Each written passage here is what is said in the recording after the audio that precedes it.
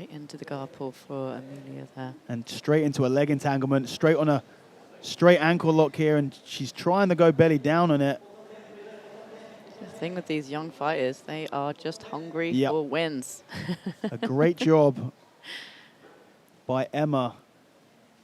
Yeah, Emma's doing a good job. And again, I guess what you would expect from a more mature fighter is, I mean, you know. she's got to be careful of this heel hook attempt. It looks like the heel there isn't a great bite on that. That one's slightly better. She's doing a really good job of just sneaking that heel back off that bite position there. But And I can tell you now, girls are really good at doing that as well.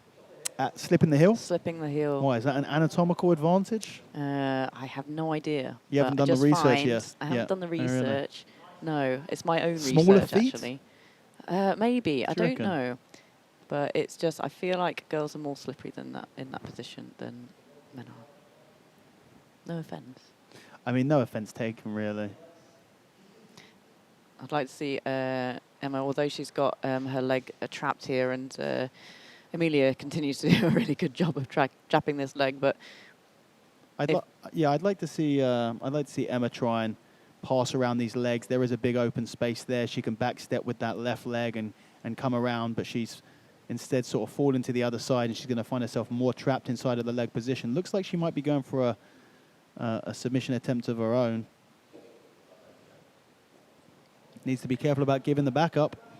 it's incredible to see a 17-year-old looking pretty versatile in the leg game as well. Well, I mean, I think that is new what's age. happening, right? It's the new age. Back in the day, you wouldn't show Here a we go heel, you wouldn't again. show a heel hook to a 30-year-old brown No. belt. Nowadays, they're showing them in the kids' classes. 7 years old, this is an inside heel hook. This is how you disable someone for life.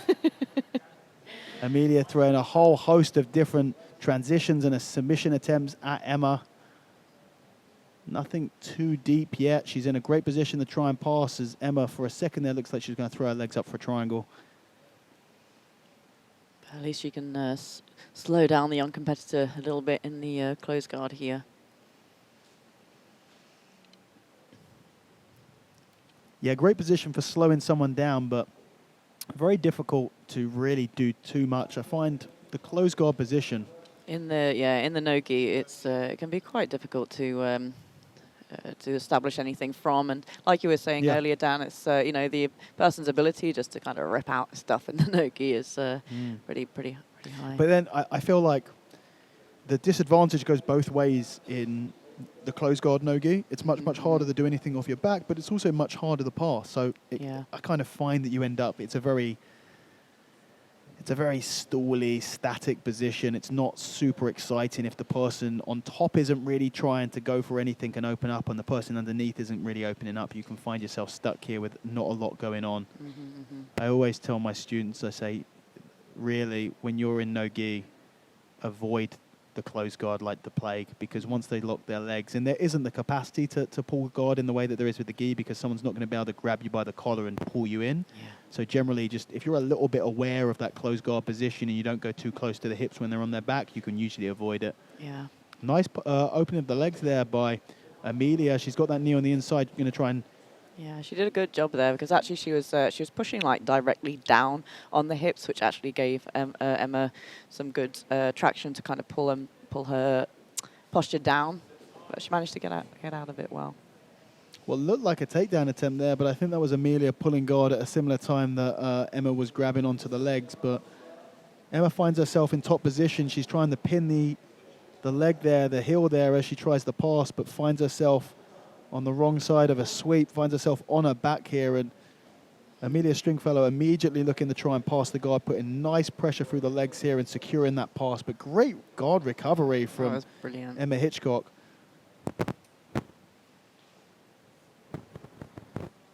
Again, Amelia kind of using her elbows to try to stop Emma from regaining that closed guard again. She does not want to be there, and she's ending up in this kind of crush pass position again. She's just going to push this foot down, and she can start to really close those legs together, which is going to make it very uncomfortable for Emma underneath. But Emma seems to be managing to get some space here, so you might see some guard being regained again by Emma. Looks like she's searching for the underhook a little bit there. I can see an elbow. And she's got her closed. Not quite.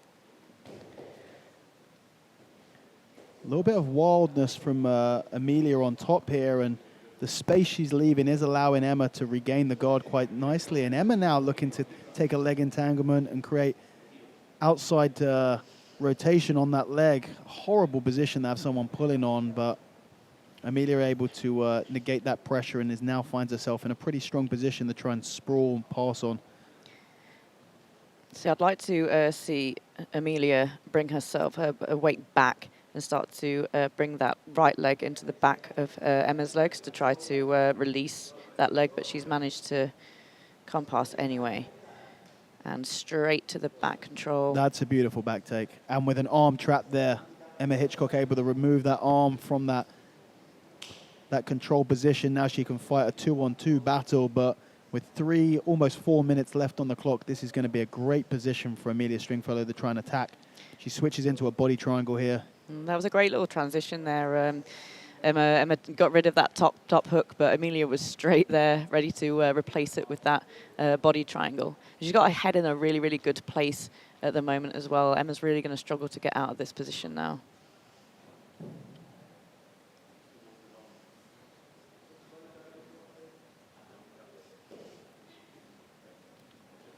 Continuous strings of attacks here from Amelia. A Stringfellow of attacks, you could say.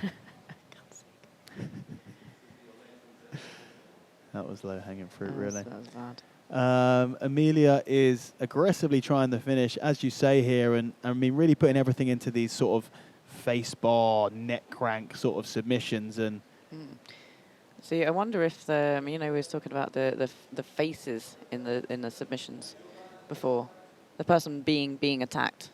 Yeah. Yes. Yeah. So right now, Amelia is really making some good faces to suggest that she is really putting on those. She is making some good faces, but to be fair, her opponent is equally making some pretty good faces in terms of trying to defend them. Yeah. I think we can conclude that these are moderately legitimate submission attempts, even if they're not underneath the neck here. On a slightly better angle here to see what's going on. I think she might be underneath the neck here. You can kind of tell when someone really has it on because you see that extension and arch through the spine. But no, still fighting to try and get a hand underneath the neck. I mean, maybe Emma could start to trap some of these arms at the moment. You know, with the body triangle. Unfortunately, you know, if that remains closed, Emma at the moment has both hands to defend with, right? Yeah.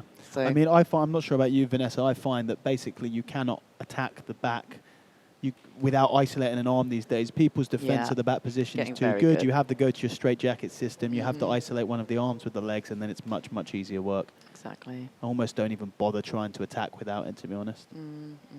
I think it's easier with the gi, maybe, because you've got... Everything's easier with the gi, Vanessa. That's why so many people like it, because it's really easy. It's more technical, though, isn't it? Yeah, if you say so. It's more sophisticated than yours. And this is something ladies do a lot because they've got their flexibility in the back a lot, and that can be really frustrating. But Amelia's managed to come up and continue the attack. Emma's done a fantastic job of surviving that back attempt, that back take, and the back control, the submission attempts from there. Yeah. And with 45 seconds left on the clock, I think that we're going to see Emma survive this match. I think so. Trying to attempt this a would toe be hold. Toe hold, yeah. I guess it is a foot lock that involves twisting of the foot, but sure, it's not a twisting foot lock apparently. A heel hook of her own. I mean, this would be an absolute come-from-behind victory for Emma Hitchcock if she was able to get it. Just 20 seconds left on the clock. I believe this is Emma's first submission attempt of the match. And you never know. With 7 seconds left. I'm not sure it's going to happen, unfortunately, and I think a pretty easy decision to be made in favor of Amelia Stringfellow, but a great performance by both of these ladies. It was a great fight. I enjoyed that. Yeah, that was a good match. Yeah.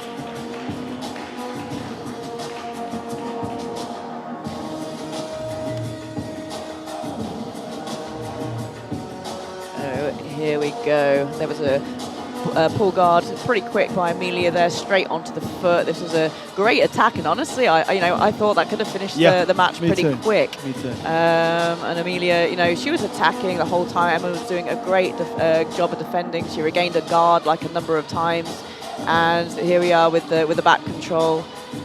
Didn't quite manage to get the finish, but I think Amelia did enough to for sure, get the win. And your winner by judges' decision is Amelia Stringfellow! As we expected, Amelia Stringfellow, just 17 years old, picking up the victory here on her Enyo debut. A great performance. You've got to hand it to Emma Hitchcock, found herself in some pretty awful positions there, and was able to survive against this young competitor.